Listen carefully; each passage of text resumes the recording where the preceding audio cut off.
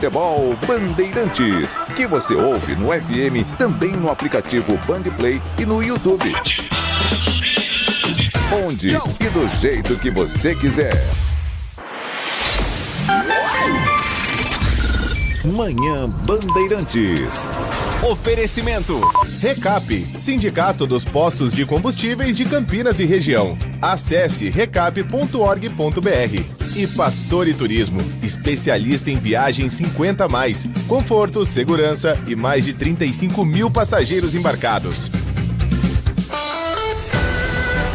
10 horas da manhã, 1 minuto. Muito bom dia, uma excelente quinta-feira para você que segue na programação da Rádio Bandeirantes Campinas. Estamos chegando depois do Jornal Gente, sua companhia de segunda a sábado, às 8 da manhã, sempre depois do Primeira Hora, e também com transmissão simultânea na tela da Band News TV. A partir de agora e até às 11h30 da manhã, você é meu convidado, você é minha convidada para saber o que acontece aqui pertinho da gente, na região metropolitana de Campinas, mas sem perder nada de importante no Brasil e no mundo, num dia em que muita coisa está acontecendo e você, claro, vai ficar por dentro de tudo com os repórteres espalhados por todo o Brasil e por todo o mundo no Grupo Bandeirantes de Comunicação. Muito obrigado a você que acompanha o Manhã Bandeirantes pelo FM 85.7 nas inúmeras cidades em que chega o nosso sinal pela faixa estendida do FM. E eu, Heitor Fredo, agradeço você que está conosco também nas nossas plataformas digitais. Você acompanha a Rádio Bandeirantes Campinas pelo aplicativo Bandplay, com todo o nosso conteúdo na palma da sua mão. Você também confere o que acontece em Campinas e região pelo portal bandmulti.com.br, com a agilidade da informação online e a aba ao vivo. Se você clicar agora no bandmulti.com.br, vai ver que está piscando uma luzinha vermelha. Clicou, ouviu a Rádio Bandeirantes de onde você estiver, em qualquer lugar do planeta. E para quem gosta do rádio moderno, o rádio com imagens, já estamos no ar. Em youtube.com/Rádio Bandeirantes Campinas. O Manhã Bandeirantes tem os trabalhos técnicos na mesa de som com o Alan Zanelato, na central técnica o Edson Freitas e a coordenação técnica é do Gil Kleber. Você que é inscrito no nosso canal do YouTube pode mandar sua mensagem de texto no chat do canal. Se você preferir, WhatsApp liberado a partir de agora pelo 19 97102 1493. 97102 1493. Lembrando, 11h30 da manhã tem o Nossa Área repercutindo a derrota da Ponte Preta na Copa do Brasil ontem, 1-0 para o Atlético Goianiense.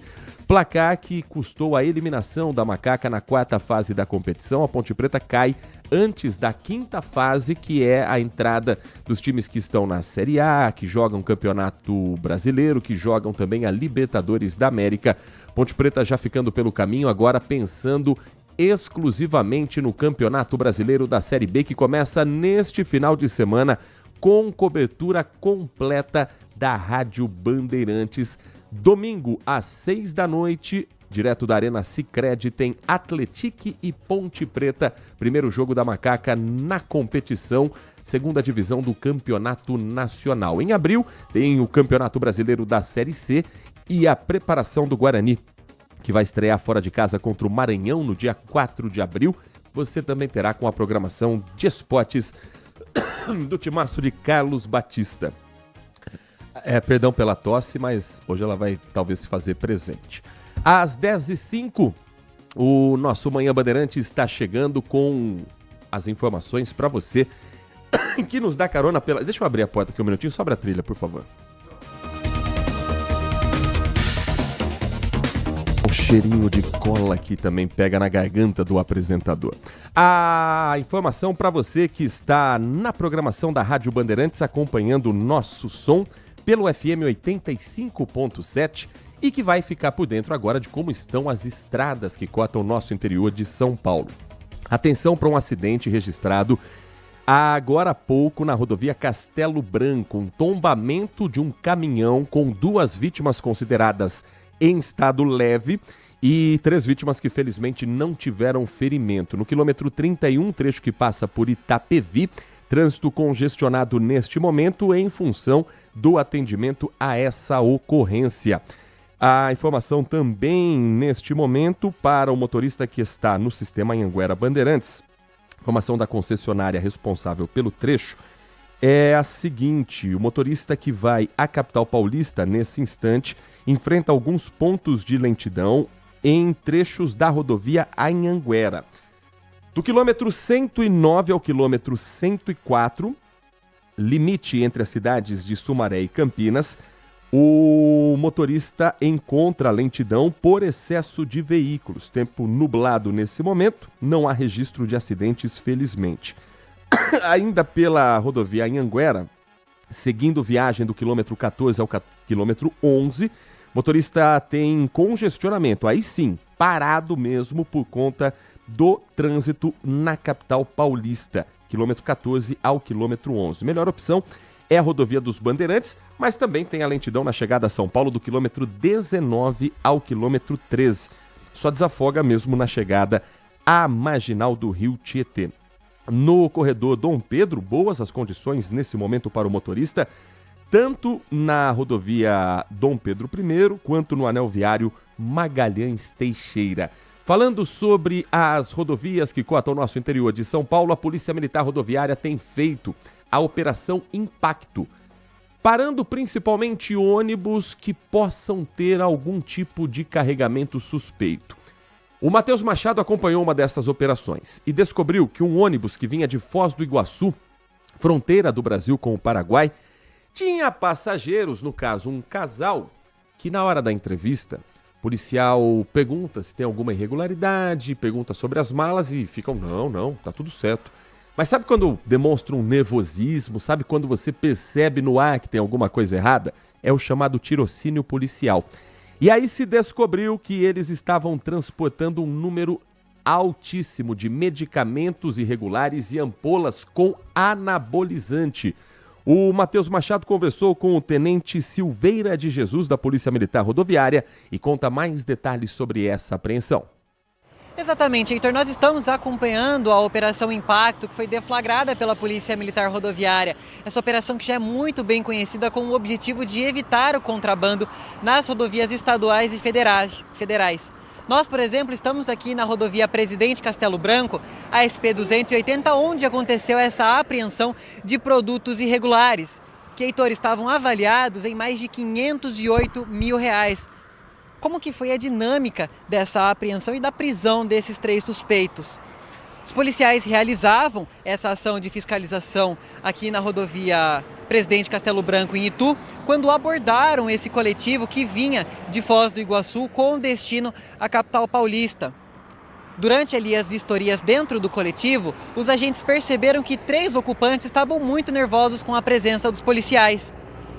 Eles, então, notando esse nervosismo por parte dos ocupantes, decidiram realizar uma vistoria nas bagagens deles. Indo ali, então, vasculhando essas malas, eles encontraram diversos produtos de origem ilícita. Entre elas estavam anabolizantes, medicamentos com venda proibida aqui no Brasil, diversos celulares e perfumes importados. Heitor, esses celulares, por exemplo, são de uma marca conhecida pelos brasileiros e está avaliada em mais de R$10 mil, por exemplo. Tudo isso gerou, então, aproximadamente R$508 mil em apreensão. O trio, junto com essas mercadorias, foram trazidos até a base da Polícia Rodoviária e durante ali a conversa com esses suspeitos, os policiais encontraram ainda mais medicamentos que estavam colados na perna dessa passageira. Nós temos até um vídeo que mostra o momento que o agente corta ali com uma tesoura e encontra esses medicamentos colados nela. O trio foi preso pelo crime de contrabando, descaminho e crime contra a saúde pública, tendo em vista que eles foram flagrados com medicamentos de venda proibida aqui no país. A mercadoria foi apreendida pela Receita Federal, tendo em vista que não possuíam nota fiscal e posteriormente seriam revendidos no comércio irregular, e o trio foi encaminhado, onde ficou preso, na Polícia Federal de Sorocaba, Heitor. Nossas equipes do Tático Ostensivo Rodoviário realizavam a Operação Impacto na rodovia Castelo Branco, que é a SP-280. Por isso, há necessidade de intensificação de patrulhamento nessa região. Então, durante a Operação Impacto, os policiais do Tático Ostensivo Rodoviário realizaram a abordagem a um ônibus interestadual que vinha de Foz do Iguaçu, que é uma cidade fronteiriça, com destino a São Paulo. Ao realizar essa abordagem, nada de irregular foi constatado de trânsito no veículo, estava tudo dentro das condições de normalidade. Porém, durante a conversa com os passageiros, os policiais eles notaram que 3 estavam com um comportamento diferente da normalidade, demonstrando excessivo nervosismo e também com falas desconexas. E aliado a toda essa conjuntura de ser uma rodovia que é um ponto estratégico de rota de tráfego, contrabando e descaminho, os policiais eles deram início a uma averiguação mais detalhada. Com isso, os passageiros foram convidados a mostrar a sua bagagem. Foram encontrados diversos produtos de origem estrangeira, sem a devida documentação fiscal, tais quais anabolizantes, medicamentos para emagrecimento e diversos outros medicamentos proibidos no Brasil. Também foram encontrados nas bagagens perfumes e também iPhones, 12 iPhones foram encontrados, né? Então, diante dos fatos, além do mais, tinha uma das abordadas, era uma mulher, eram 2 homens e uma mulher. Nessa abordada foi encontrado junto consigo no corpo diversos medicamentos, como os senhores podem observar nas imagens que nós encaminhamos aos senhores, que foram disponibilizadas. Então, diante dos fatos, de toda essa conjuntura, os policiais militares do Tático Ostensivo Rodoviário, eles deram voz de prisão em flagrante aos indivíduos pelos crimes de contrabando e descaminho. E a ocorrência ela foi encaminhada à Delegacia de Polícia Federal da cidade de Sorocaba. E os indivíduos eles permaneceram à disposição da Justiça. Esse o Tenente Silveira de Jesus, do Tático Ostensivo Rodoviário, TOR da Polícia Militar Rodoviária. Bom, falando ainda em rodovias, a preocupação geral hoje no país é saber se teremos ou não greve dos caminhoneiros. Até aqui, as rodovias não apontam nenhuma paralisação, pelo menos no estado de São Paulo, nas rodovias que ligam São Paulo a outros estados. Lideranças e associações que representam os caminhoneiros confirmaram que vão decidir hoje se vai haver ou não uma paralisação nacional em protesto contra a recente alta nos preços dos combustíveis. O movimento ganhou força nas assembleias regionais e, se hoje for decidido pela greve, ela pode ter início amanhã. A principal motivação dos motoristas autônomos é o aumento acumulado do óleo diesel, que subiu quase 19% desde o fim do mês de fevereiro. O setor alega que a volatilidade do mercado internacional de petróleo, preço que sobe uma hora, baixa outra hora, pressionada pelas guerras, pelo conflito no exterior, conflito no Oriente Médio, tornou o frete inviável para boa parte dos transportadores. Quem está à frente, pelo menos publicamente falando com a imprensa, é o presidente da Associação Brasileira dos Condutores de Veículos Automotores, o Wallace Landim. Ele afirmou que a categoria deu aval para a mobilização depois de uma reunião que aconteceu no Porto de Santos. A orientação repassada aos motoristas é de que cruzem os braços em casa ou em postos de conveniência. Então, diferente do que a gente viu em 2018, que os caminhoneiros foram para as rodovias, foram para as estradas e pararam as estradas, agora o movimento está se articulando para os caminhões não saírem para o frete. Uma forma também, vamos analisar aqui, de ganhar popularidade. Porque se você trava a rodovia, você trava a vida do trabalhador que nada tem a ver, que também está insatisfeito com a disparada no preço do diesel, da gasolina, você cria um movimento impopular. As pessoas se voltam contra essa ação, que é um movimento legítimo, é um protesto de quem está todos os dias nas estradas. Agora, se eles deixam de fazer o frete, o resultado disso é um desabastecimento geral, fora as entregas, fora os produtos que talvez você esteja esperando e eles podem não chegar no prazo. Mas isso ainda não está confirmado. Mas a intenção, segundo a Abrava, Associação Brasileira dos Condutores de Veículos Automotores, é não ter bloqueio de rodovias, também para escapar de multas pesadas e intervenções judiciais. Além da queda no preço do diesel, os representantes dos caminhoneiros apresentaram uma lista de demandas consideradas essenciais para a sobrevivência do transporte nas rodovias. Entre elas, a revisão da política de preços, com críticas severas ao impacto do reajuste da Petrobras, que teriam anulado a isenção de impostos federais, como PIS e COFINS, concedida anteriormente. Os caminhoneiros reivindicam o piso mínimo do frete, afirmando que tem muita empresa que paga abaixo do piso para entregas longas, e a fiscalização nas distribuidoras, para saber se o preço está saindo dentro do valor honesto e cobrado mesmo pelo mercado ou não. O setor pede mais rigor contra possíveis abusos da margem de lucro na ponta da bomba. Então, fiscalizar se o preço da distribuidora, ao chegar no posto, ele aumenta por ganância do dono do posto. Apesar da confirmação por parte da Abrava e da Confederação Nacional dos Trabalhadores em Transportes e Logística, o movimento ainda não é uma unanimidade pela categoria. A Confederação Nacional dos Transportes Autônomos, a CNTA, classificou as mobilizações como regionais e afirmou que ela, como instituição, não considera a greve como oficial. O governo federal, por meio da Casa Civil e do Ministério da Infraestrutura, está monitorando a situação em tempo real. O temor é que uma parada prolongada gere desabastecimento em setores críticos. Por exemplo, faltar produto em supermercado, faltar gasolina nos postos. Então, mesmo que não tendo a rodovia travada, o impacto para a sociedade pode ser muito grande se esse movimento sair do papel. Estados como Santa Catarina e São Paulo já registraram pontos de concentração de motoristas na terça-feira, antecipando a mobilização geral.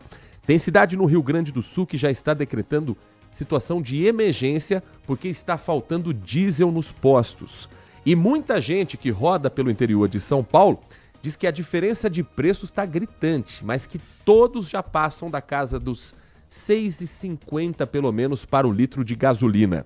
Os repórteres Cris de Lima e Giba Ismanioto fizeram um giro pelo Brasil e mostram para você como é que os motoristas, principalmente aqueles que trabalham com o veículo, estão se virando com o preço cada vez mais alto do combustível. Quarta-feira de ruas quase vazias em Formigueiro, no Rio Grande do Sul. A prefeitura da cidade decretou situação de emergência por falta de combustível e alta nos preços. A crise afeta serviços essenciais e o trabalho de máquinas agrícolas, bem na época de escoamento da safra de grãos, base da economia local. Por todo o país, os relatos são de susto na hora de abastecer. Cada dia está num preço, vamos ver o que vai virar agora, né? Em Ribeirão Preto, interior paulista, a reclamação é uma só. Já teve preço que eu já vi a R$ 6,67.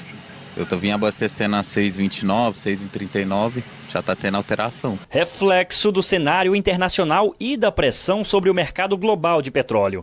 No Brasil, o impacto é mais forte no diesel, que depende de importações para garantir 25% do consumo nacional. Nas estradas que ligam o norte ao sudeste, o efeito é imediato. Caminhoneiros sentem no tanque e no cálculo do lucro. Uma viagem que eu fazia por 4.000, 3.500, abaixou para 2.800.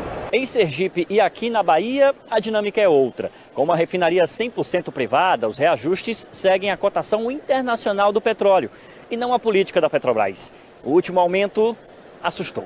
O reajuste no valor de venda para as distribuidoras foi de 11,8% para a gasolina e de 17,9% para o diesel. Com esses aumentos aí, meu amigo, até o carro eu tô deixando em casa, eu tô indo trabalhar de ônibus, meu amigo. Porque não está compensando mais? Porque não está compensando, o preço absurdo desse aí, só o salário vai todo. Em São Paulo, caminhoneiros não encontraram diesel em alguns postos. Tem bastante lugar que está faltando mesmo. Mas eu, por exemplo, eu abasteço na empresa que eu carrego, né? Por enquanto lá o preço ainda está razoável, mas se aumentar vão ter que subir o frete também, porque senão não vai dar para trabalhar mais não. Quem está passando aqui pelas rodovias de São Paulo também sente a diferença no preço do combustível. O Djavan vem de Sertãozinho aqui para a capital. O que é que você constatou? Preço absurdo, alto. Passei num posto, abasteci, tava 7, vou colocar 7,50. O diesel? O diesel.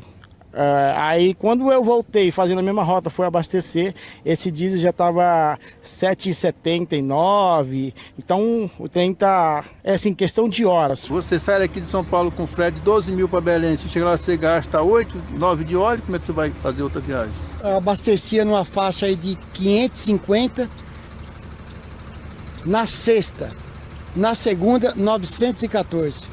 Como é que você se sente? Com vontade de chorar todo dia. Acho que todos nós estamos com essa sensação. Conta pra gente como é que tá no seu bairro, no posto que você abastece, como é que tá o seu caminho, como é que tá o tanque de combustível do seu carro. É um momento que a gente tem que tomar muito cuidado com a histeria coletiva, porque daqui a pouco acaba de fato a gasolina com medo de desabastecimento e aí a gente já viu esse problema acontecer em 2018. Mas falar o quê? Tem que ficar atento. Hoje mesmo, voltando para casa, eu vou parar no posto, vou completar. A gente não sabe até onde vai esse movimento, que por enquanto vale lembrar. Está marcada para hoje uma reunião entre algumas entidades representativas do setor, do motorista pelo frete, dos motoristas de caminhão. Não são todas as entidades que estão concordando com a paralisação. E a intenção dessa vez não é travar as rodovias, e sim não sair de casa ou deixar os postos parados, ou deixar os caminhões parados em postos às beiras das rodovias. Mas o desabastecimento, se isso acontecer, vai se tornar também uma realidade. Nós vamos para um rápido intervalo e depois, na volta, a gente vai falar sobre o transporte alternativo às rodovias, o trem. A Prefeitura de Campinas recebeu uma informação e ontem ela se tornou pública também numa reunião e numa coletiva de imprensa do prefeito Dário Saad, que as obras do trem Intercidades, a ligação de Campinas a São Paulo com uma parada em Jundiaí, terá antecipação nas obras. Você vai saber para quando começa a obra, quando está previsto o início da obra e mais informações também sobre a situação de saúde. Um outro tema também falado nessa reunião em instantes, aqui no nosso Manhã Bandeirantes. Manhã Bandeirantes. Chega uma fase da vida que a gente não quer mais dor de cabeça, quer sossego e aproveitar a vida com conforto e tranquilidade, até na hora de viajar. A Pastore Turismo é especializada no público 50+. São mais de 30 anos de experiência e mais de 30 mil passageiros embarcados. Com a Pastore Turismo, a única preocupação é aproveitar a viagem, fazer novas amizades e viver bons momentos. Pastore Turismo, em Campinas, na Coronel Quirino, 1954 no Cambuí. Instagram, pastoreturismo.cps.cambuí. Consumidor, muitas vezes, a qualidade do combustível que você coloca no tanque do seu veículo pode ser tão diferente quanto o preço que você paga por ele. Por isso, procure abastecer em postos de sua confiança e exija sempre o cupom fiscal. É seu direito e a sua garantia. Recap, Sindicato dos Postos de Combustíveis de Campinas e Região. Acesse recap.org.br. Nossa área, a opinião dos nossos craques sobre tudo de Guarani e Ponte Preta e dos times da região. Carlos Henrique e a melhor e mais premiada equipe esportiva do interior paulista. De segunda a sexta, das 11h30 ao meio-dia. Siga e assista no nosso YouTube, Rádio Bandeirantes Campinas. Ouça no FM 85,7 e nos aplicativos de celular. Rádio Bandeirantes. Fechada com você. Fechada com a verdade. A melhor cobertura do futebol. Reportagem sempre presente. A melhor transmissão. Análise e comentários super embasados. E narrações vibrantes como esta. Dominou seu goleiro, vai marcar, bateu, defesa! É o Futebol Bandeirantes, que você ouve no FM, também no aplicativo Bandplay e no YouTube. Onde e do jeito que você quiser. Manhã Bandeirantes.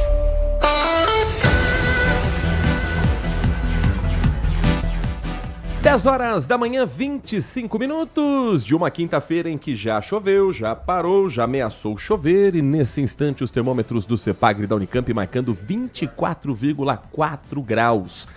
A mínima hoje de 21, a máxima foi um chorinho a mais do que nós estamos agora com 24,7. Ontem Campinas mais uma vez passou da marca dos 30 graus, numa mínima de 21. Mas ontem a chuva veio já no período da noite, quase chegando na madrugada. A umidade relativa do ar agora está em 91,1%. Ou seja, Nath Luquezzi, se a gente olhar para o céu, daqui do estúdio a gente não vai conseguir ver porque está fechado. Fechado não, está aberto porque... Olha, parabéns para quem teve a ideia de usar cola quente no único horário local que tem aqui no nosso estúdio. O apresentador agradece. Mas a chuva vem para dar uma aliviada, Natália. Isso. Bom dia para você. Bom dia, Heitor. Bom dia, você ouvinte. A chuva volta a ganhar força aqui na região, viu? Tudo por conta da atuação de um cavado meteorológico que chegou ontem ao estado e que favorece essa formação de ventos e aumenta a umidade. Então hoje, ao longo de todo o dia, o transporte de calor e umidade intensifica ainda mais as instabilidades, com chuvas que podem ser previstas aí para moderadas a forte durante o dia de hoje. As temperaturas, elas caem levemente em algumas áreas. Hoje a gente tem máxima de 28 graus, para ontem que tivemos uma máxima ali 30 a mais, mas o tempo segue abafado, essa tendência segue até sexta-feira. Ainda teremos essa sensação de abafamento e pancadas isoladas de chuva até o final da semana. Por conta das condições, o IMET, o Instituto Nacional de Meteorologia, emitiu um alerta de chuvas intensas, válidos para todo o estado de São Paulo até as 10 horas de sexta-feira.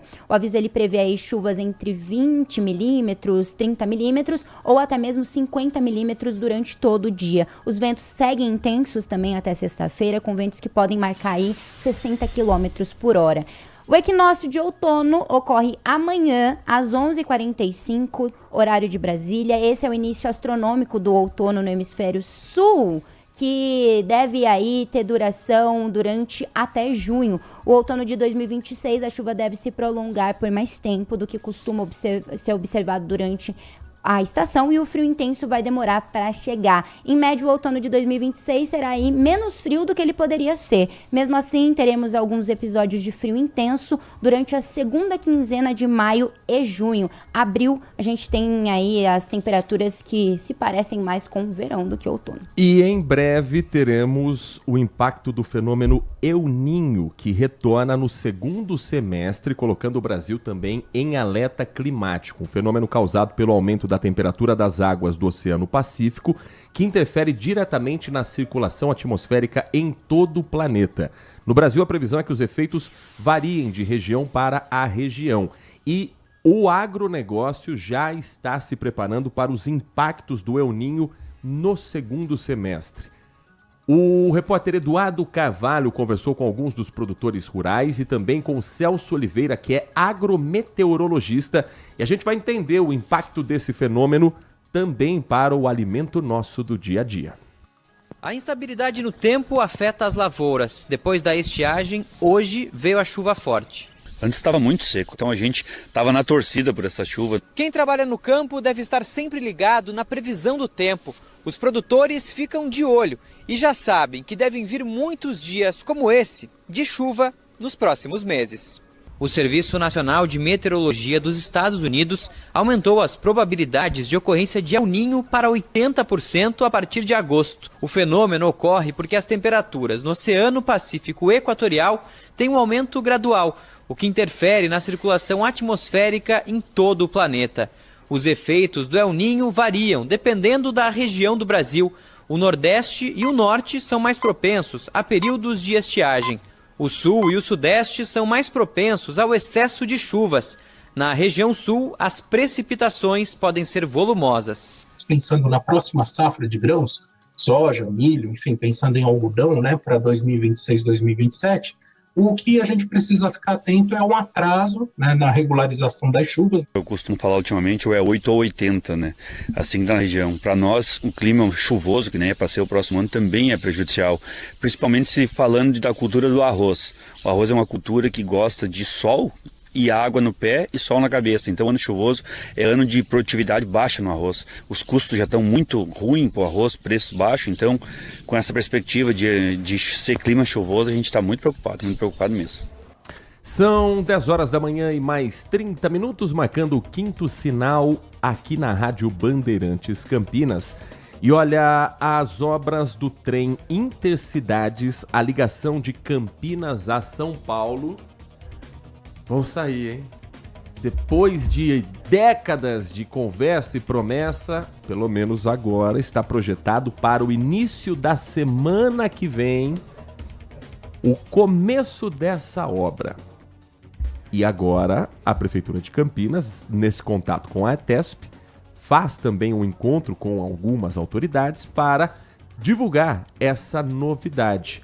A concessionária do trem Intercidades esteve presente também nesse evento e as obras que vão colocar Campinas a São Paulo mais próxima sobre trilhos, com uma locomotiva que deve chegar até 140 km por hora, começam ainda nesse mês de março.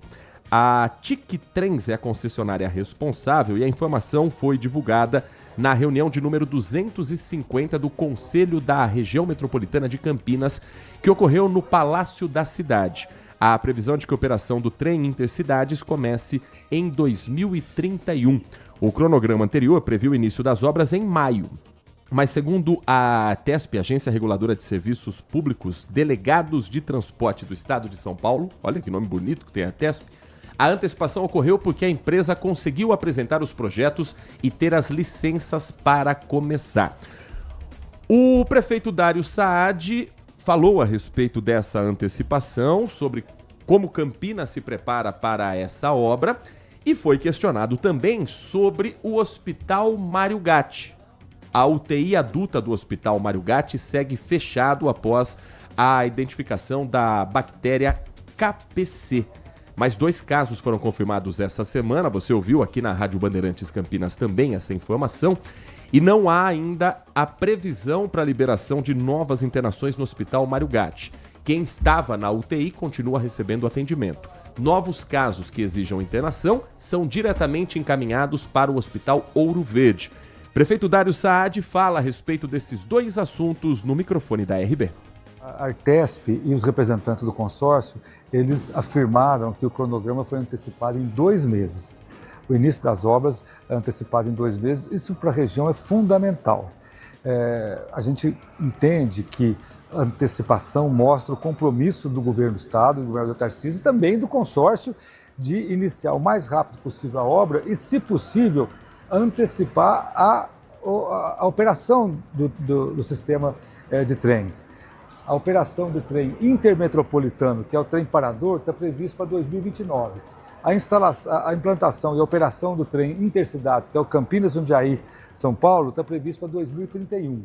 Se essa antecipação de 2 meses puder também antecipar a operação do trem, é fundamental para a gente. Então, é uma notícia que já tinha sido divulgada, mas hoje ela foi oficializada pelo diretor-presidente da Artesp e também pelo representante do consórcio. Então foi fundamental esse anúncio. Aqui em Campinas a gente sabe o trecho especificamente onde o canteiro já vai ser montado? Eu acredito que a gente não tem, aparentemente pode ser ali no pátio ferroviário ou no trajeto dele sentido Valinhos, sentido Jundiaí. Acredito que serão montados vários canteiros, serão feitas várias ações nesse trajeto que vai até São Paulo. Recado para a população a respeito também do KPC ali no Mário Gatti e também da superlotação dos hospitais. Um recado direto para a população. Nós estamos trabalhando, o governo do Estado anunciou aqui a questão do chamamento público, a contratação de novos leitos. Foi a própria região metropolitana de Campinas que conseguiu o hospital metropolitano por parte do governo do Estado. Então, a gente sabe que a população está preocupada, mas nós estamos mais preocupados ainda, tanto que nós estamos agindo com rapidez e conseguimos aí, há semanas atrás, o anúncio do governador do Hospital Metropolitano, a documentação do terreno está toda correta, está tudo certo, agora falta só a publicação. Em relação ao chamamento, segundo o representante da Secretaria de Estado, nos próximos dias será publicado. É um chamamento amplo, eu torço, como eu disse aqui, para que nós tenhamos oferta de serviços todos que o chamamento está prevendo. Agora, como disse, não é simples você contratar serviços em todas as áreas que o SUS precisa. Muitas vezes, até o setor privado, a medicina suplementar, tem essa dificuldade. Então, nós agilizamos o máximo que a gente pôde o alvará sanitário da Casa de Saúde, que trocou de operador. Quando troca de operador, tem que refazer todas as licenças, a licença do hospital complexo, isso já está quase 45 dias com a licença sanitária pronta, e agora nós aguardamos a publicação e o convênio com os prestadores interessados. Esse o prefeito Dário Saad falando sobre o Hospital Mário Gatti, no final da resposta, no início sobre o trem Intercidades, que já tem a previsão de início de obras até o fim de março. Estamos no dia 19, fim de março significa semana que vem, no máximo no chorinho, o começo da outra semana. A gente vai lembrar agora então, Nath Luquez, como é que funciona esse projeto do trem Intercidades, porque existe o trem que vai de São Paulo a Campinas, Campinas a São Paulo, e tem um trem intermetropolitano. O que está previsto no projeto do trem Intercidades? Aquele que segue direto de Campinas até a capital paulista com uma única parada em Jundiaí. Boa. Água Branca, então, Campinas, o tempo de trajeto de 1h04, a velocidade do trem até 140 km por hora, a capacidade de 860 passageiros por viagem e o preço da passagem é uma previsão, por enquanto, R$ 64. Se você olhar hoje na rodoviária de Campinas, você vai pagar de ônibus para sair de Campinas para ir para São Paulo, R$ 54, se eu não me engano, esse é o preço da passagem que está dos cometas via Ação Lira da vida, R$ 54. Como esse projeto é para o final da década, começo da década que vem, 2030, 2031, até lá, a passagem de ônibus vai estar mais do que R$ 64, porque a facada ela só vai para dentro do coração e do bolso do trabalhador. Você nunca vai ver a passagem diminuindo de valor. Ela ou estabiliza ou ela aumenta. Então, R$ 64, que hoje é um valor que você pensa que é inviável, quando vier o projeto, se realmente for esse o valor, ele ainda vai estar mais barato, bem provável, do que o preço que você paga para ir de ônibus à cidade de São Paulo. Agora, então, é de Campinas, da Estação Cultura, até a estação da Água Branca. Água Branca é a última estação antes da Barra Funda. É na mesma região da Barra Funda, mas é uma última região antes da estação da Barra Funda e que dá acesso à rodoviária da Barra Funda. Pode deixar aberto, senão eu não vou conseguir falar. E além da estação da Barra Funda, você tem a rodoviária e você tem também a ligação com outras linhas. Ali tem a linha 3 vermelha do metrô, que faz a ligação também com a Estação da Luz, com outras estações pela cidade de São Paulo. E tem o trem intermetropolitano. Esse é a ligação de Jundiaí a Campinas. Esse é um trajeto mais curto e esse também é um preço mais barato. Então vai ter trem de Jundiaí a Campinas, de Campinas a Jundiaí, para facilitar também o acesso, quem sabe, deste apresentador que vos fala. Sim, o tempo mais curto, 33 minutos. A velocidade do trem varia entre 44 km por hora, 80 km por hora, isso é uma média. Capacidade aí de 2.048 passageiros por viagem, 2.048 passageiros por viagem. O preço da passagem, uma previsão, por enquanto, de R$ 14,05. Um rápido intervalo. Na volta, o Manhã Bandeirantes fala de um outro evento que aconteceu na cidade ontem. A visita da ministra das Mulheres, Márcia Lopes, num encontro com parlamentares femininas aqui da cidade, para discutir uma política nacional de enfrentamento à violência contra a mulher. E é um encontro que vem justamente quando o Senado Federal aprova um projeto de lei que obriga o uso de tornozeleira eletrônica em homens que são acusados de agressão doméstica. Esses e outros assuntos na sequência do nosso Manhã Bandeirantes. Você está ouvindo Manhã Bandeirantes. Oferecimento. Recap, Sindicato dos Postos de Combustíveis de Campinas e Região. Acesse recap.org.br. E Pastore Turismo, especialista em viagens 50+, conforto, segurança e mais de 35 mil passageiros embarcados. Minuto Band Multi. Você informado em 1 minuto. A Defesa Civil de São Paulo alertou para o aumento do risco de temporais nesta quinta-feira, 19 de março, em várias regiões do estado. Desde amanhã já pode chover fraco e de forma isolada, principalmente na região metropolitana de Campinas. À tarde, com mais calor e umidade, a chuva pode ficar mais forte. As regiões norte e oeste do estado de São Paulo merecem mais atenção, pois há chances de chuvas mais intensas, com raios, vento forte e até granizo em alguns pontos. Amanhã, sexta-feira, o tempo começa a melhorar aos poucos. Mesmo assim, ainda podem ocorrer pancadas isoladas e o calor volta a aumentar, deixando o clima mais abafado.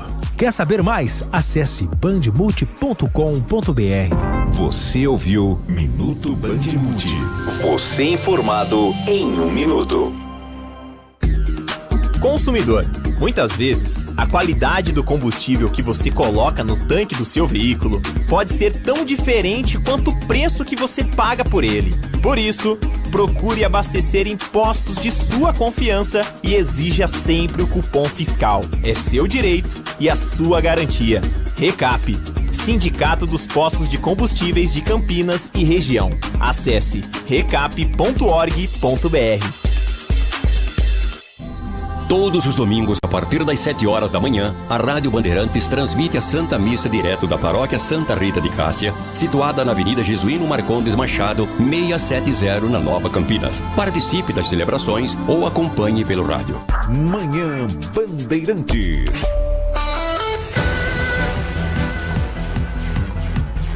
Agora são 10 horas da manhã, 42 minutos. Daqui a pouquinho a sua mensagem, a sua participação pelo nosso WhatsApp 19 97102 1493. 19 97102 1493. A Câmara Municipal de Campinas recebeu ontem a ministra das Mulheres do Governo Federal, Márcia Lopes. Um encontro feito também em outras cidades do interior de São Paulo. Ela passou por Piracicaba no primeiro momento, depois cumpriu agenda em Campinas para falar sobre a atuação dos municípios no combate à violência contra a mulher. Uma agenda voltada à luta contra o feminicídio e o enfrentamento através de leis nacionais, estaduais e municipais que deem mais proteção às mulheres vítimas de agressão, violência doméstica, violência psicológica e qualquer outro tipo de violência que infelizmente está presente e muito na nossa sociedade. O repórter Guilherme Selegato acompanhou esse encontro e traz mais informações sobre a pauta, aquilo que foi discutido no Legislativo de Campinas. Bom dia para você, Guilherme. Olá, Heitor, muito bom dia para você, para todo mundo que nos acompanha aqui no Manhã Bandeirantes, pela rádio e também pelo YouTube. Pois é, a ministra das Mulheres, Márcia Lopes, cumpriu a agenda aqui em Campinas na tarde desta quarta-feira. Ela participou de um debate falando sobre o enfrentamento da violência contra a mulher no nosso país, um debate que reuniu também as parlamentares aqui da Câmara Municipal. E foi uma tarde de muita conversa. A ministra também atendeu a imprensa, onde um dos principais pontos aqui, Heitor, foi falar sobre o Pacto Brasil contra o Feminicídio. Governo Federal, Congresso Nacional e Poder Judiciário lançaram em fevereiro deste ano esse Pacto Nacional Brasil contra o Feminicídio. Um acordo que parte do reconhecimento de que a violência contra mulheres no Brasil constitui uma crise estrutural. A gente sabe muito bem disso, né? Crise essa também, Heitor, que exige respostas articuladas e contínuas do Estado. Não dá mais, né, para a gente continuar noticiando esse tipo de situação. Mais uma mulher morta. Quantas mulheres vão ter que continuar morrendo para que essas políticas públicas melhorem, né, Heitor? Então, assim, é um assunto crucial que precisa cada vez mais de atenção, de um cuidado especial para que seja debatido. Entre as metas, Heitor, deste pacto, né, estão aí a agilização do cumprimento de medidas protetivas, o fortalecimento das redes de enfrentamento à violência em todo o território nacional, além da ampliação de ações educativas e responsabilização de agressores com foco no combate à impunidade.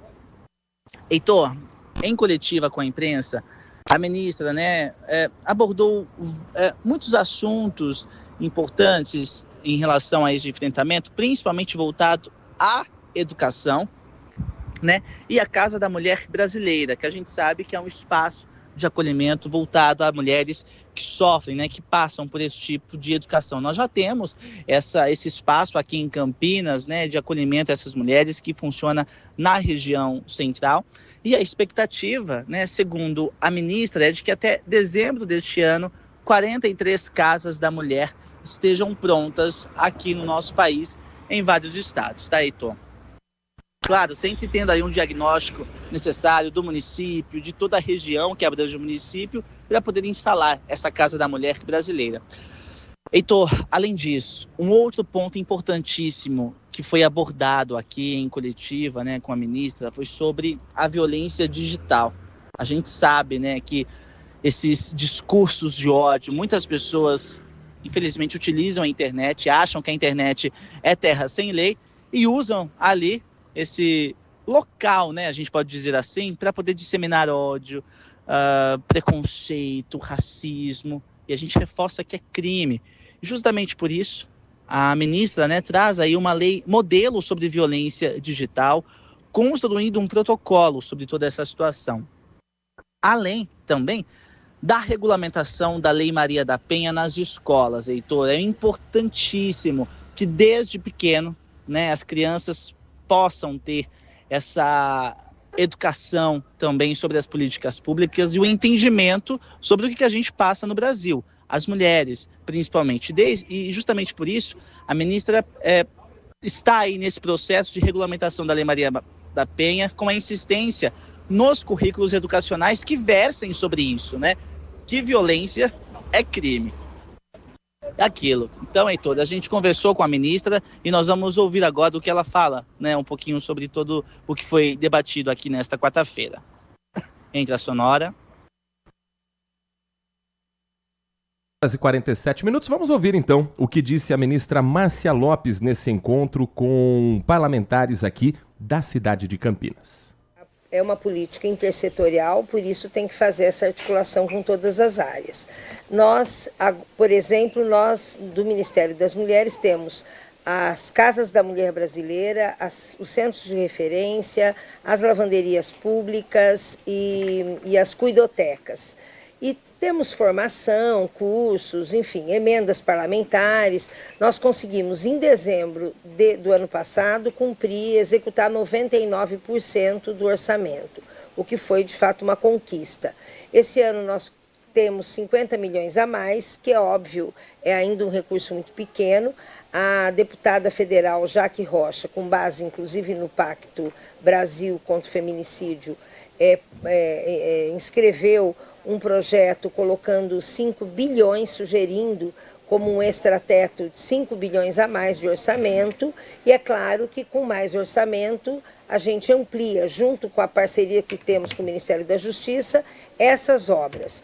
Agora, isso não depende só do governo federal, isso depende também dos estados e municípios.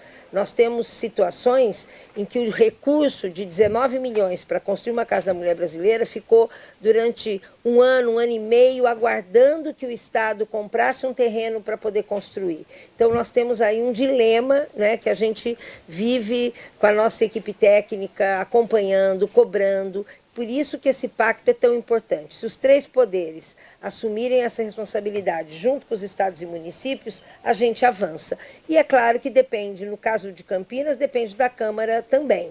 Quando vai apresentar o plano plurianual, a lei de orçamento, né, quando tem esse olhar, teve um período que a gente tinha o orçamento criança, o OCA, que era um anexo do orçamento que falava quanto cada política gastava em criança e adolescente.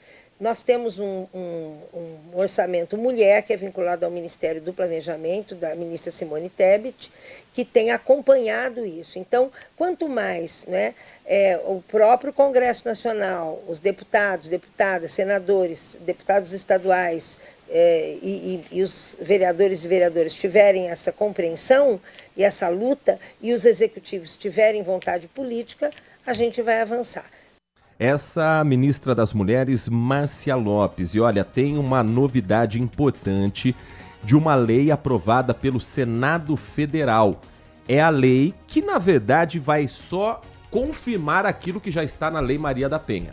A obrigatoriedade do monitoramento através de tornozeleira eletrônica de homens que, mais do que serem acusados, condenados, que coloquem em risco mulheres vítimas de agressão.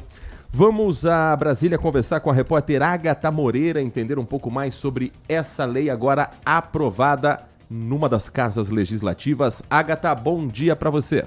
Bom dia mais uma vez para vocês. O que muda é porque esse é um dispositivo que já é previsto, na Lei Maria da Penha, mas fica ali a caráter do delegado responsável pelo caso solicitar ou não o uso dessa tornozeleira eletrônica como uma maneira de manter esse agressor distante. Agora, o que muda na prática é que se torna obrigatório, em casos eventuais de risco à vida desta mulher, assim que for decidida ali a medida protetiva, o agressor passa a usar o monitoramento eletrônico, e isso sem a necessidade de aprovação de um juiz.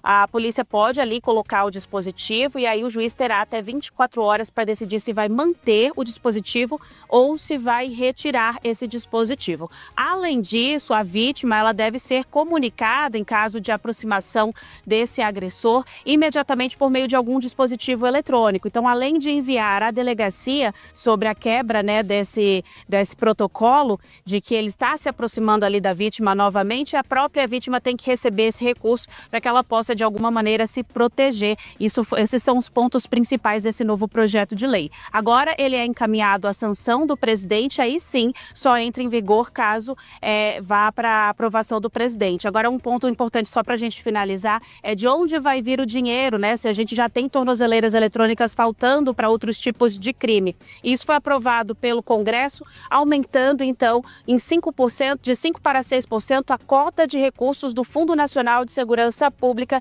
que devem ser destinados única e exclusivamente para a compra e manutenção dessas tornozeleiras eletrônicas. Volto com você. Muito obrigado à repórter Agatha Gonzaga. Bom, o texto acelera a proteção, permitindo que os delegados determinem o monitoramento em cidades sem juiz. Sim, são várias delas no Brasil. Então, isso dá agilidade a um processo burocrático, porque a burocracia coloca em risco essas mulheres. Ou você acha que o homem, apenas por ter um papel na mão e por ter uma determinação da justiça, isso vai impedir que ele, já na intenção de prejudicar a esposa, de tirar a vida de uma mulher, o papel não protege. O que protege é o medo de encana. O que protege a mulher é a cadeia para o agressor. O papel é o caminho burocrático para esse desfecho. Então o problema não é a lei.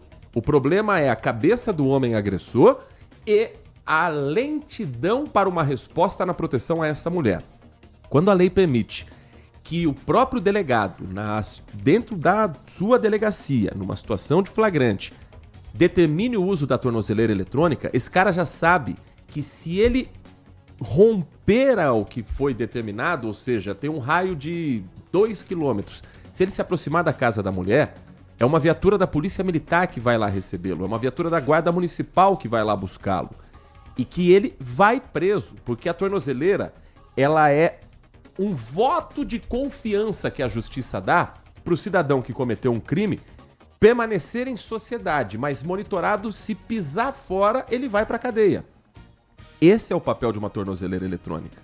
Então, tendo essa rede interligada também para que apitou a tornozeleira, o cara vai preso, não tem nem conversa. Não, mas eu só queria conversar. Não tem queria conversar. Não pode se aproximar, vai para a cadeia. Ponto. Isso me parece um efeito prático e me parece algo que pode proteger mais as mulheres.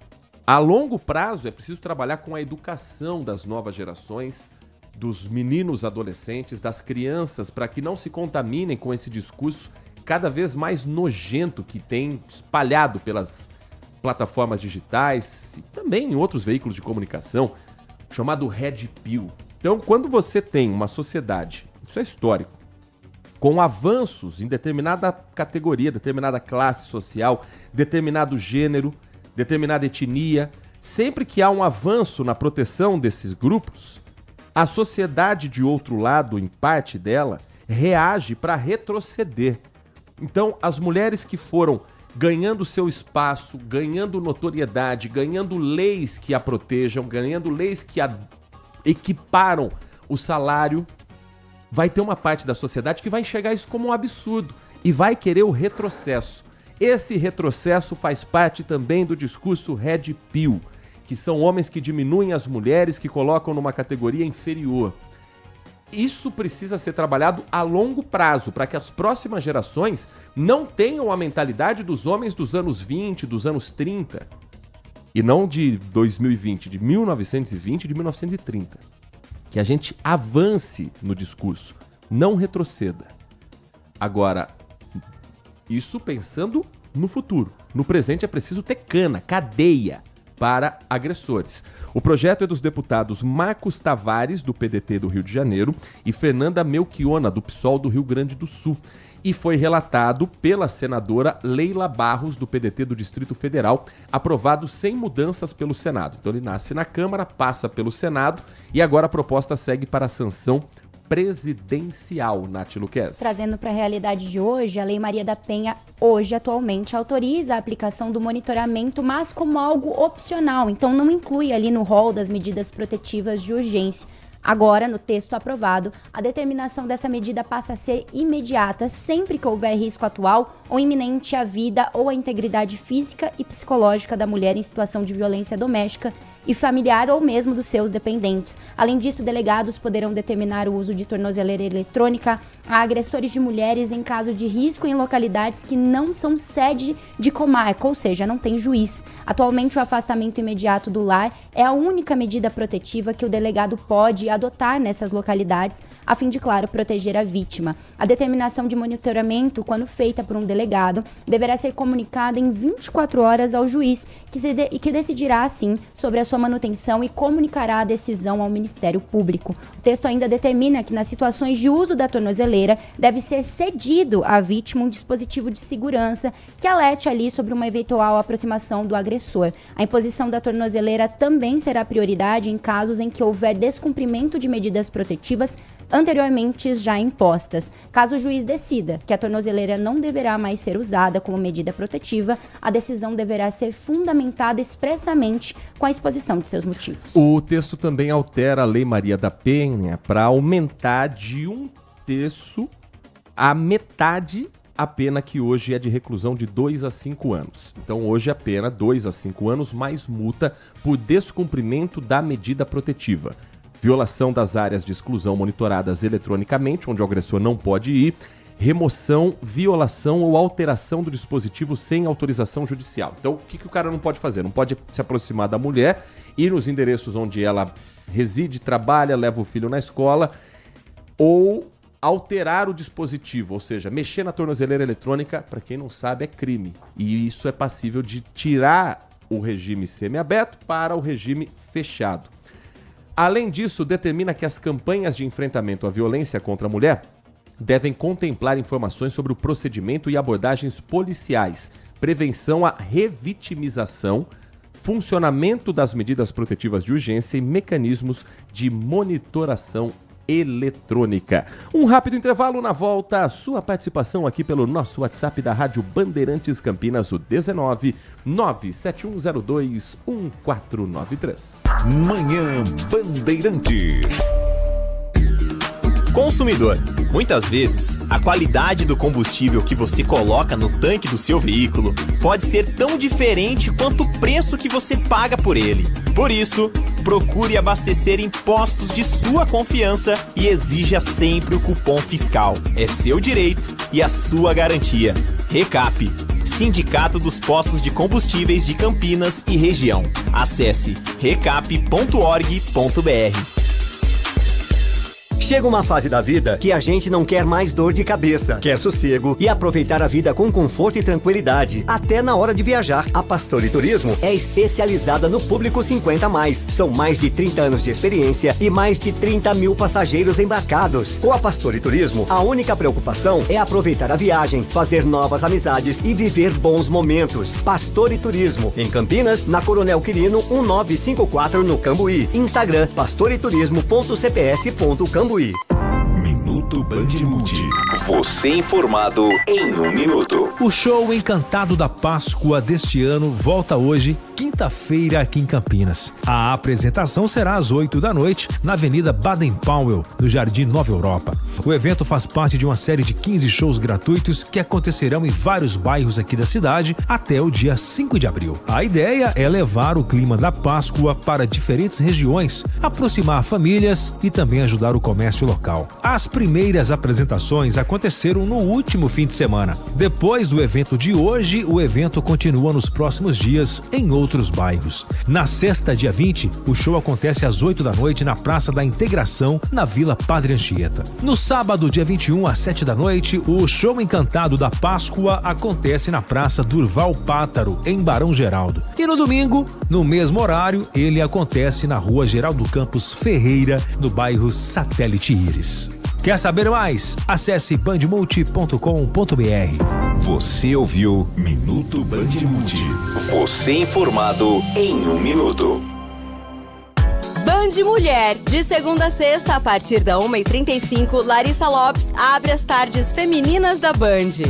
Um programa com tudo sobre o universo feminino. Traz assuntos do seu dia a dia sobre saúde, família, carreira, moda, beleza e muita novidade sobre o universo dos famosos com a Nath Lucchesi. Band Mulher, de segunda a sexta, a partir da 1h35 da tarde, na tela da Band+. Manhã Bandeirantes. Agora são 11 horas da manhã e mais 1 minuto. Nós falávamos no bloco anterior sobre o enfrentamento à violência contra a mulher, a proteção às mulheres na nossa sociedade.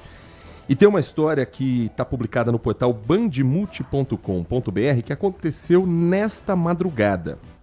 Eu vou ler a manchete e a Maria Eduarda Lopes já está conosco aqui nos estúdios para contar a história completa. Primeiramente, bom dia para você, Maria Eduarda. Bom dia, Heitor. Bom dia, Nath. Bom dia. Uma mulher teve os dentes arrancados depois de ser agredida pelo namorado dentro de casa. Isso aconteceu em Mogi Guaçu. Conta a história completa pra gente, Maria Eduarda. Bom, de acordo com a Polícia Militar, a equipe foi acionada por vizinhos que ouviram os pedidos de socorro da mulher vindo de uma casa de fundo onde o casal vivia. Na casa dos fundos, a equipe encontrou a vítima com hematomas ao redor dos olhos, lábios cortados e inchados e sem os dentes da parte da frente de cima, visivelmente agredida em estado de choque. O agressor foi encontrado em um cômodo desocupado ao lado da entrada da casa, onde estava subindo para se esconder no forro, porém ele foi abordado. A vítima foi encaminhada para o atendimento médico e depois foi liberada. E a ocorrência foi apresentada na Central de Polícia Judiciária e o agressor foi preso e permanece à disposição da Justiça. Ou seja, machão para agredir a esposa, quebrar os dentes de cima da parte da frente, mas quando a polícia chegou, ele estava tentando fugir pelo forro. Ocorrência que chega do loteamento Cidade Nova, na cidade de Mogi Guaçu. Portal bandmulte.com.br também tem informações, Nath Lucchesi, sobre uma operação que resultou no fechamento de uma clínica, a interdição de um serviço de tanatopraxia. Isso é ligado à conservação de corpos, não é? Sim, a serviço de uma funerária localizada no município de Sumaré. A decisão foi tomada depois da identificação de diversas irregularidades graves, que incluem o descarte inadequado de resíduos, a ausência de um responsável técnico para o procedimento, que é considerado de alto risco, e a falta de licença ambiental. A interdição ocorreu durante uma série de fiscalizações que o órgão está realizando em todas as funerárias da cidade ao longo do mês de março, e de acordo com a coordenadora da Vigilância Sanitária, Adriana Singe, embora a preparação de corpos tenha sido suspensa no local, os serviços funerários básicos eles continuam liberados para o público. O estabelecimento recebeu uma autuação com alto índice de infração e a imposição de penalidades. O proprietário da funerária possui agora um prazo de 10 dias para apresentar sua defesa e buscar assim a regularização completa do serviço junto às autoridades. A Vigilância Sanitária informou ainda que a maior parte das funerárias de Sumaré utiliza o modelo modelo de terceirização para esse serviço. Além da operação especial realizada durante o mês, o órgão mantém um cronograma de fiscalizações anuais aí da rotina e realiza inspeções pontuais sempre que há registro de denúncias, visando a segurança e, é claro, a regularização do setor funerário na região. Nas demais unidades inspecionadas, até o momento não foram encontradas irregularidades. Bom, a tanatopraxia é um procedimento complexo, mas assim, bem resumidamente, é para conservação do corpo utilizando uma injeção com fluidos bactericidas. Então a intenção é evitar odores, evitar vazamentos durante o velório, durante as últimas homenagens a alguém que partiu, proporcionando uma aparência mais serena também naquele corpo. É usado principalmente para velórios que são mais prolongados, corpos que vão ficar a madrugada toda, ou para traslados de um local para o outro, buscando devolver a dignidade e a imagem natural da pessoa que infelizmente nos deixou. Às 11 horas e 5 minutos tem informação também no portal bandmulti.com.br sobre uma mulher que foi multada porque ela tinha um animal exótico, um animal silvestre. A mulher criava um macaco prego dentro de casa num cativeiro ilegal, Maria Eduarda? Isso mesmo, então ela foi multada em R$500 e ela tinha esse macaco mantido em cativeiro sem a devida autorização do órgão ambiental competente. Isso aconteceu em Leme, aqui no interior de São Paulo, nesta quarta-feira. Ela apresentou uma documentação falsa no intuito de comprovar a origem legal. A ocorrência foi atendida pela Polícia Militar Ambiental, que quando chegou no local dos fatos, a proprietária deixou entrar para fiscalização e durante a vistoria ela apresentou os documentos e foi constatado que esses documentos eram falsos. E com isso, os policiais verificaram que o animal era proveniente de tráfico e comércio irregular de fauna silvestre. Além disso, a mulher foi penalizada por R$500, uma multa que está prevista no artigo 29 da Lei Federal. E o macaco foi devolvido à natureza pro lugar onde ele nunca deveria ter saído. Ai, que dó. Coitadinho do macaco, meu Deus do céu. A gente estava comentando, eu e a Rafa, que talvez, né, essa mulher também tenha sido enganada. Talvez Por quê? ela tenha... Rafaela Oliveira, do portal bandmulti.com.br. Isso mesmo. Que talvez ela tenha comprado esse macaco, como as documentações eram falsas, e ela apresentou, pelo que a gente lê no release, que de uma forma natural, apresentou para mostrar a origem legal do animal. E talvez ela não sabia que esses documentos eram falsos. Vai estar errado de querer comprar um macaco. Né? Tá errado. Já começa o erro por aí, não é para tirar um macaco da natureza, mas isso é um fenômeno também que você tem muitos criadores de conteúdo hoje que publicam vídeos de macacos quase humanizados já dentro de casa. E muitos deles são profissionais da área de biologia, muitos deles são pessoas que têm um recinto apropriado para isso. Porque é bonitinho ver, eu vejo vários vídeos, de vez em quando meu pai me manda alguns também. Macaco com fraldinha, macaco tomando mamadeira, mas é uma humanização de um animal silvestre que não deve acontecer. Fora que não é uma criança, ele tem um jeitinho de criança, mas daqui a pouco ele vai estar pendurado no teto da sua casa, daqui a pouco ele vai estar abrindo tudo na sua casa, porque não é o ambiente natural dele. Existem animais silvestres que podem ser comprados, sim, com autorização do IBAMA, mas não é para você deixar na sua casa como se fosse um cachorrinho, como se fosse um gatinho. É para quem tem espaço e treinamento para isso, apropriado. Então, de toda essa história aqui, o único que eu fiquei com dó é do macaco. Tadinho do macaco. Mas essa questão, né, dos pets exóticos tem crescido muito a procura. E realmente, profissionais da área falam sobre isso nas redes sociais. E tem uma regulamentação para tudo isso, mas de fato, né, tem tanto cachorrinho aí para ser adotado, tanto animal abandonado, para serem adotados. Peixe, vai, joga no seguro, né? Joga no seguro Verdade. Tem tanto animal abandonado, vocês falaram muito bem. Tem amor pelo animal? Também tenho. Nossa, quando eu vou no zoológico, eu fui no zoológico a última vez, eu fiquei meia hora observando os chimpanzés. É maravilhoso, é sensacional. Legal. Eu fiquei ali, parecia uma criança ali humanos, olhando os chimpanzés. Né? Mas daí a ter na sua casa e achar que é um ser humano, não. Aí é uma diferença gigantesca. Agora, uma multa de R$500? Muito pouco, né? Por favor. É fácil ter um macaco. R$500 não é multa, R$500 é aviso, né? Sim. Multa mesmo é muito mais pesada. Maria Eduarda Lopes, você segue atenta a tudo que acontece na nossa região e publicando no portal bandmulti.com.br. Bom trabalho para você, para Rafaela Oliveira e para toda a equipe do Bandmulti. Obrigada, bom trabalho. 11 horas e mais 9 minutos. Mensagem do nosso ouvinte chegando pelo WhatsApp DDD 19 97102 1493. A gente compartilha a sua participação. Heitor. Oi. É interessante, né? Eles querem o quê? Que o governo fiscalize as distribuidoras? Caminhoneiros, né? Ai. Ô, pessoal, as distribuidoras foram privatizadas no governo do senhor Bozo, certo? Ele fez isso aí. Agora manda ele lá para vocês, lá na empresa, lá nas distribuidoras, colocar o preço que vocês querem, abaixar o preço, entendeu? Foi ele. Então, ó, fica com esse preço assim, que é assim mesmo, cara. Assim, o governo federal, o presidente Lula não pode fazer nada contra isso, certo? Se pudesse, ele já tinha feito. Mensagem do Marco Bedin, nosso ouvinte direto de Hortolândia. A Petrobras, ela perdeu o controle da BR Distribuidora em julho de 2019. Ali teve início a privatização da antiga subsidiária.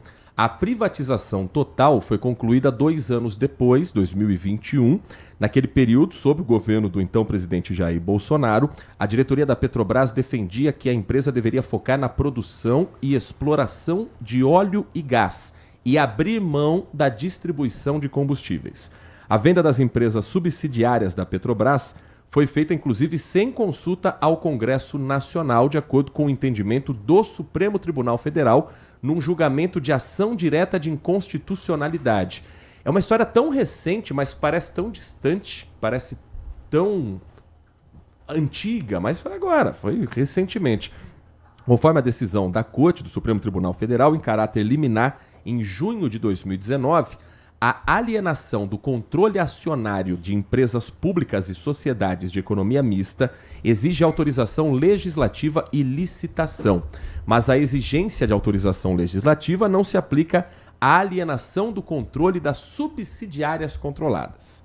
Por isso, foi possível o leilão de algumas dessas empresas que antes eram subordinadas à Petrobras.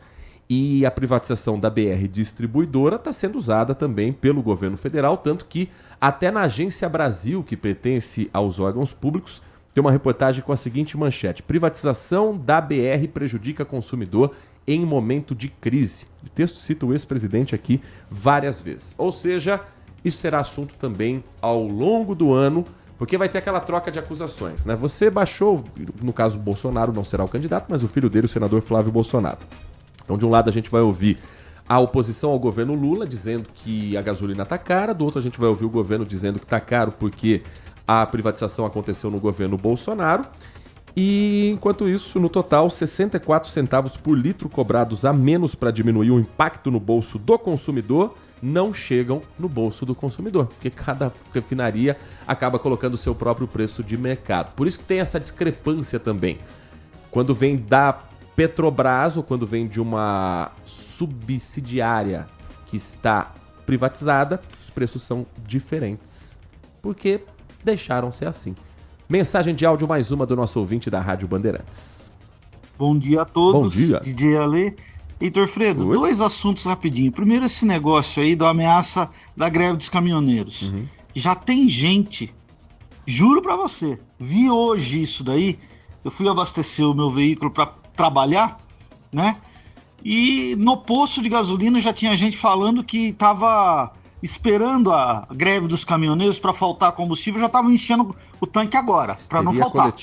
Para essa pessoa, entendeu?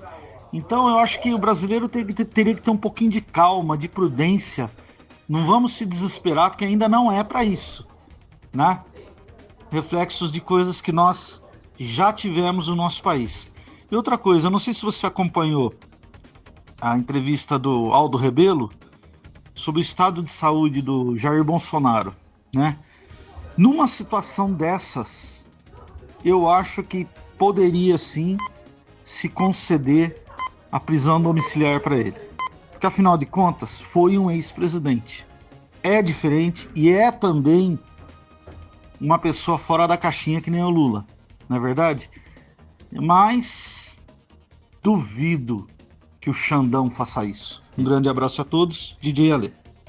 Existe uma questão técnica, eu não sou técnico, não sou médico, mas é o seguinte, Bolsonaro estará mais seguro em casa do que num local onde ele tem assistência médica 24 horas por dia, porque ele está isolado em uma cela que você tem enfermaria, você tem médicos que o atendem 24 horas.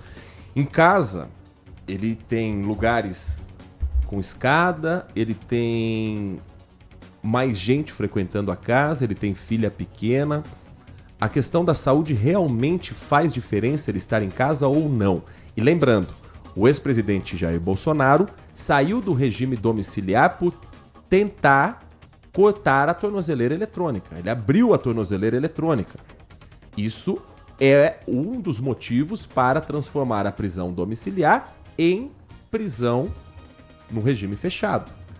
Então, Bolsonaro não está lá sem ter feito por merecer. Primeiro, ele é condenado por uma tentativa de golpe de Estado. Nós estamos num processo eleitoral. Um assessor do presidente Donald Trump decide visitá-lo sem ter uma autorização legal. Então a gente não pode esquecer o motivo dele estar preso, tanto da condenação quanto em relação à tornozeleira eletrônica. Mas, claro, cabe às autoridades competentes esse tipo de decisão. São 11 horas da manhã e mais 16 minutos. Vamos trazer informações a partir de agora sobre uma novidade que entra em vigor nesta semana. Já está valendo o chamado ECA Digital. O presidente Luiz Inácio Lula da Silva assinou ontem, quarta-feira, 3 decretos para regulamentar o Estatuto da Criança e do Adolescente Digital. Sancionado em setembro do ano passado, o ECA Digital obriga redes sociais a adotarem medidas para prevenir o acesso de crianças e adolescentes ao conteúdo prejudicial. Sobre esse assunto, na linha conosco, quem vai conversar com o ouvinte da Rádio Bandeirantes é o João Brant, que é secretário de Políticas Digitais da SECOM. João Brant, muito bom dia, é um prazer ouvi-lo aqui na Rádio Bandeirantes Campinas. Bom dia, prazer todo meu, um abraço aos que nos escutam também. A lei já entra em vigor, já está valendo e ela tem como intenção a medida para prevenir o acesso de crianças e adolescentes a conteúdo prejudicial. Que tipo de conteúdo é considerado prejudicial pelo ECA Digital? Olha, acho que uma das grandes questões positivas da lei é que ela vai bem além só da restrição de acesso a conteúdo prejudicial, a gente já chega lá. Ela tem uma lógica de puxar as plataformas para fazerem mais para proteger crianças e adolescentes. Fazer mais é mexer na sua arquitetura, no formato dos serviços que geram, naquilo que gera vício, gera dependência em crianças e adolescentes, é mexer na capacidade de entender e atuar rapidamente para lidar com crime no ambiente digital. E como você falou, uma questão de restringir conteúdos que não são adequados para as idades. Aí a gente faz, o decreto e a lei estabelecem uma série de critérios. A ideia é você garantir sempre o acesso da criança e do adolescente ao ambiente digital, de forma divertida, educativa, mas também segura. E uma parte dos conteúdos são conteúdos já proibidos, né, por lei para crianças e adolescentes, então venda de álcool, de cigarro, de outros elementos, que aí tem a ver com os marketplaces. E no caso dos conteúdos, digamos assim, mais do ambiente digital, tem uma questão sobre conteúdo pornográfico, de como é que você garante que não haja acesso de crianças e adolescentes a conteúdo pornográfico. E você tem alguns outros conteúdos em que vale a lógica da classificação indicativa, vale a lógica de você fazer com que a criança não esteja exposta a algo que ela não esteja preparada psicologicamente para lidar. Então, eu acho que é um grande avanço, porque ele também oferece apoio para as famílias. Hoje as famílias querem atuar mais para proteger seus filhos no ambiente digital, mas tem poucos instrumentos e clamavam por mais ação das plataformas, e o que o governo faz com a implementação da lei é dizer: nós estamos aqui para estar do seu lado, nós vamos acompanhar as obrigações das plataformas e nós vamos garantir que elas te ofereçam os instrumentos de acompanhamento que você precisa para que seu filho e sua filha possa ter uma ação saudável no ambiente digital. Nath Luquez, estamos conversando com João Brant, secretário de Políticas Digitais da SECOM, a Secretaria de Comunicação Social do Governo Federal. Muito bom dia. Existe ainda um desafio maior, que são os chamados influenciadores mirins. Como é que vai ser essa questão de monetização, de impulsionamento do conteúdo dessas crianças e desses adolescentes? De quem vai ser a responsabilidade? Pois é, esse tema dos influenciadores mirins foi inclusive aquilo que gerou talvez uma das maiores apelos daquele vídeo do Felca, né, em agosto do ano passado, que foi um grande impulso para a aprovação final da lei. O decreto estabelece que a partir daqui a 90 dias, portanto, a partir de 18 de junho, quando houver uma exposição rotineira de criança e adolescente, e isso tiver monetização ou impulsionamento, vai precisar ter um alvará judicial. Isso já é uma obrigação que estava no ECA lá de 1990, como a justiça tem interpretado a ideia de que você não pode ter... Porque você precisa evitar duas coisas, precisa evitar uma lógica de trabalho infantil, precisa evitar uma exploração indevida da imagem da criança e adolescente e precisa evitar, evidentemente, aquilo que é degradante. Bom, e aí aquilo que é degradante vai ser restrito, não é que você pode ter uma autorização judicial para ter criança fazendo conteúdo degradante, impulsionado ou monetizado. Mas nós precisamos realmente lidar com a questão dos influenciadores mirins de forma séria, e aí usar o instrumental que o ECA lá de 1990 já dava, mas que não estava sendo totalmente aplicado no ambiente digital. As contas de crianças e adolescentes de até 16 anos terão de ser vinculadas a um responsável maior de idade, cabendo à empresa fornecer ferramentas de supervisão parental acessíveis e de fácil uso. Essa regra já está valendo para quem tem um perfil adolescente, para quem tem um filho, um neto que está nos acompanhando agora, isso já está valendo? E qual a punição para a empresa, para a plataforma que não cumprir, João?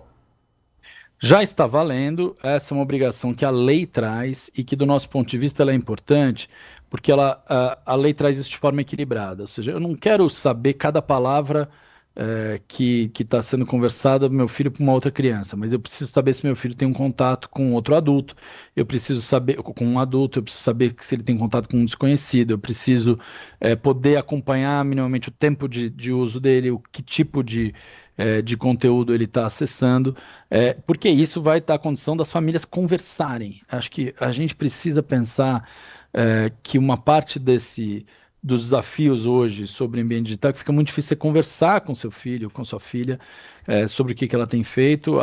Enfim, foi se criando uma série de tabus, e se você não tem os instrumentos para isso, se as plataformas não estão te dando os instrumentos para isso, uma parte delas já fazia, já dava, as mais sérias já entregavam esses elementos para os pais, mas na prática você não conseguia atuar. E atuar com o cuidado que você precisa ter, né, de equilibrar a liberdade e proteção dos seus filhos.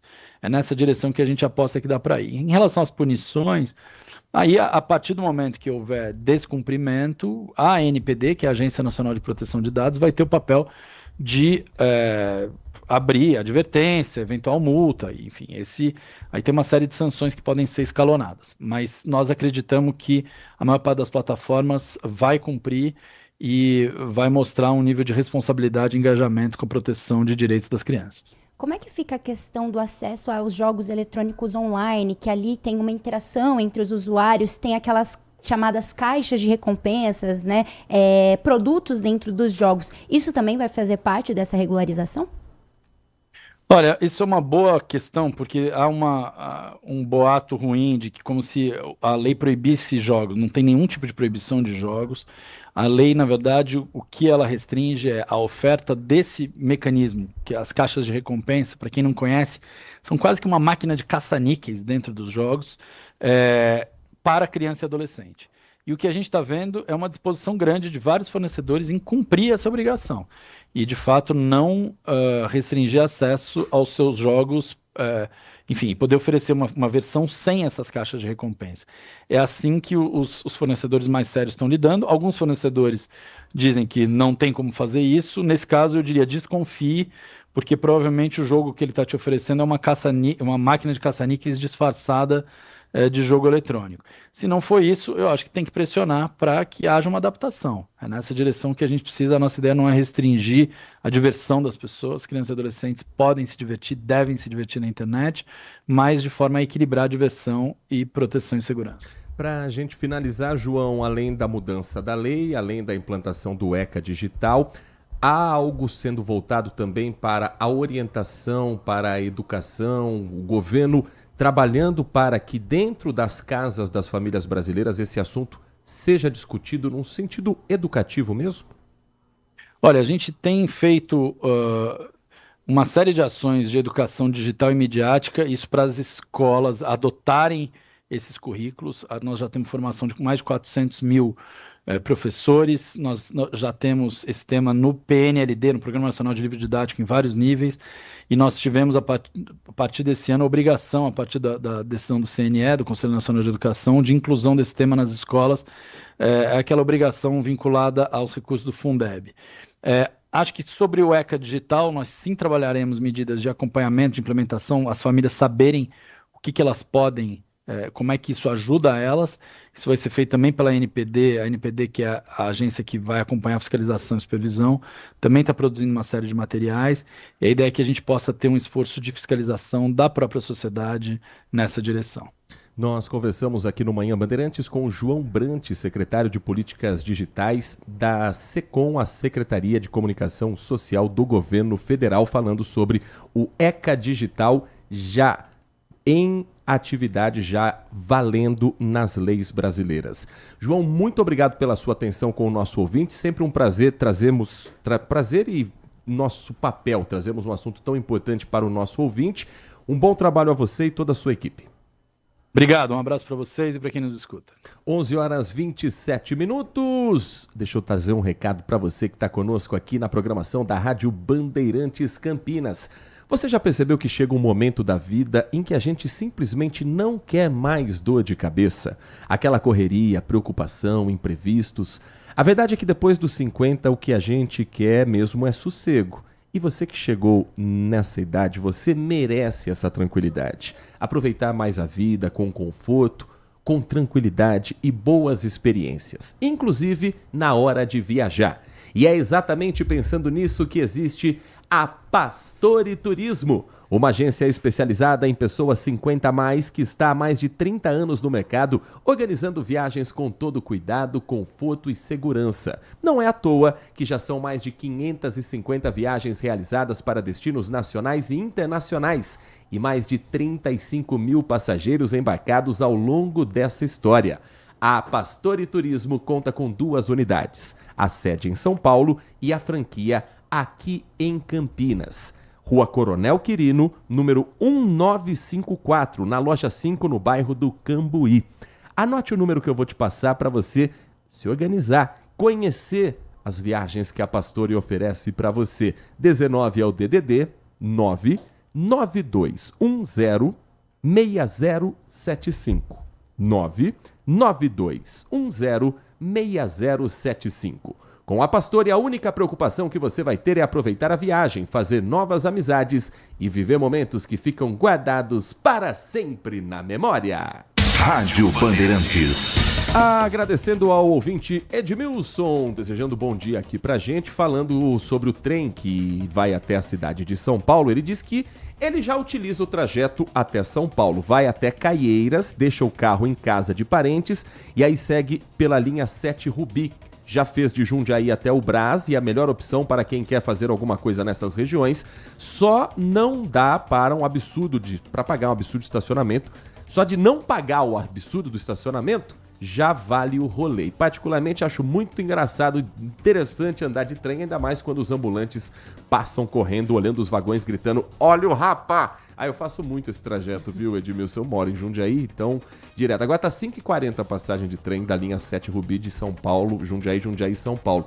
E aí tem as vendas também bem aleatórias, né? Tem uma que tem alguns vendedores que são muito criativos. Então, por exemplo, atenção, olha o chocolate que veio direto da Rússia. Chocolate de Moscou. Moscou, o Rapa leva. Muito Boa. Agradecendo também a mensagem aqui do Adriano Vermelho, do Marco Bedin, que estarão na tela da Band acompanhando Nath Luquezzi no Band Mulher com quais atrações? Boa, a gente vai falar sobre consultoria de imagem, a gente vai falar também um pouquinho do mercado materno-infantil e a gente também vai ter receita hoje pra você curtir a sua sexta-feira santa, que é só semana que vem, mas a gente já se precaveu, viu? Então, 1h30 da tarde, eu espero você. Trabalhos técnicos de Alan Zanelato na mesa de som, de Edson Freitas na central técnica, coordenação do Gil Kleber. Vem aí o Nossa Área, um grande abraço e continue na RB. Manhã Bandeirantes. Oferecimento. Recap, Sindicato dos Postos de Combustíveis de Campinas e Região. Acesse recap.org.br. E Pastore Turismo, especialista em viagens 50+, conforto, segurança e mais de 35 mil passageiros embarcados. Você está na Rádio Bandeirantes, no seu rádio, no aplicativo Bandplay e também no YouTube.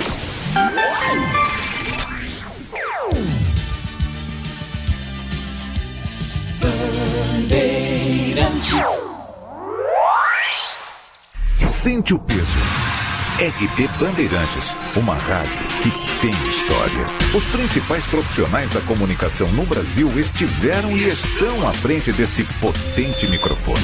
Temos lastro e continuamos avançando, abrindo espaço para as novas gerações, revelando talentos. Entre o jornalismo analítico, investigativo, de opinião, de prestação de serviço, ficamos com tudo. Equilíbrio e precisão ao reportar os fatos. Cobertura esportiva balanceada entre o de boa e o debate.